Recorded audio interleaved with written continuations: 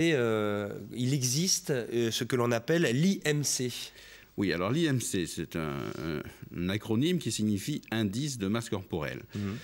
Cet indice sert à mesurer quoi? Il est en rapport avec la gravité de la maladie, parce qu'évidemment, l'obésité, la surcharge de l'obésité est définie comme une surcharge du corps en graisse, dans le tissu adipeux. Mais évidemment, ça va avoir des retentissements. Et ces retentissements peuvent être plus ou moins graves et porter préjudice à l'espérance de vie. Donc c'est un rapport entre le poids et la taille, et ensuite le chiffre va nous dire si on est dans une zone rouge ou pas. Voilà, tout à fait. Ça veut dire que peser 100 kg et mesurer 1,50 m, ce n'est pas comme peser 100 kg et mesurer 1,90 m. En moyenne, il faut être dans quel indice alors justement? Alors, l'indice de masse corporelle est associé avec l'espérance de vie, avec le risque relatif de mourir avant 65 ans. Plus cet indice va augmenter, et plus le risque relatif de mourir avant 65 ans sera important.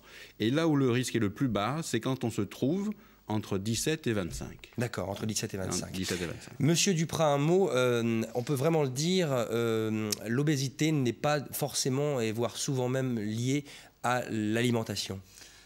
Effectivement, et je m'insurge à cela, parce que trop souvent, les gens disent les gros bouffent trop.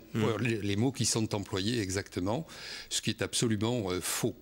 Le problème de l'obésité, de la maladie de l'obésité, il ne faut pas l'oublier, qui est une maladie multifactorielle qui se développe à vitesse grand V. En milieu scolaire, il faut quand même le souligner, ça va de 12 à 15%. Oui. D'enfants scolarisés qui sont obèses actuellement.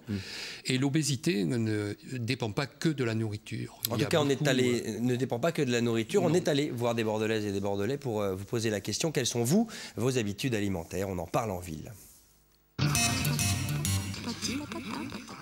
Quand je travaille, je me tiens à un régime alimentaire normal. Je mange 3 fois par jour, et même si le midi est un peu bâclé, mais on fait ce qu'on peut. On s'emmène les supérieurs, on les fait réchauffer chez la voisine.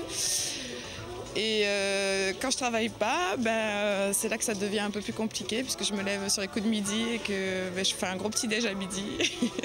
Et je mange si je peux le soir. Moi je mange un peu quand j'ai faim, quoi.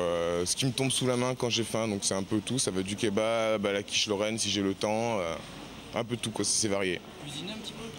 Je cuisine quand j'ai les ingrédients et le temps, ouais, je cuisine pas mal, j'aime bien ça. Donc c'est quand même plus agréable de faire un bon petit repas bien cuisiné que. Mais sinon j'ai pas d'habitude particulière.